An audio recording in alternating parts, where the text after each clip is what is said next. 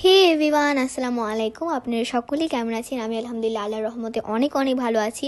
আপনাদের সকলকে স্বাগতম জানাচ্ছি ডিয়ার জিন্দেগি চ্যানেলে।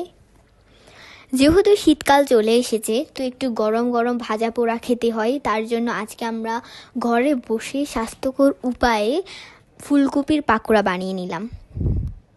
প্রথমে আমরা ফুলকপিগুলোকে লবণ পানিতে সিদ্ধ করে নিলাম। এখন আমরা একটি বাটিতে আটা আর ময়দা নিব। এর মধ্যে আমরা একটি ডিম দিব, আর দিব পেঁয়াজ বাটা, রসুন বাটা, আদা বাটা আর মরিচ বাটা, ধনিয়া পাতা। এর সাথে আমরা এখন অ্যাড করব স্বাদমতো লবণ, হলুদ গুঁড়া, জিরা গুঁড়া এবং চিলি ফ্লেক্স।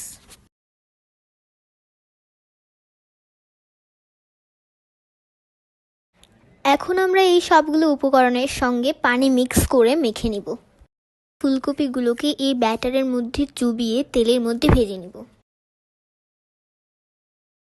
আমরা ততক্ষণ পর্যন্ত ভাজবো যতক্ষণ পর্যন্ত না এই ফুলকপিগুলোর কালারটা হালকা বাদামি হয়ে আসছে। তো দেখুন, আমাদের পাকোড়া কিন্তু রেডি। এখন আমরা এটাকে গরম গরম পরিবেশন করব। তার আগে আপনাদেরকে একটি ভেঙে দেখাই। দেখুন, আমাদের পাকোড়া কিন্তু একদম রেডি। তো আজকের মতো এই পর্যন্তই। আল্লাহ হাফেজ।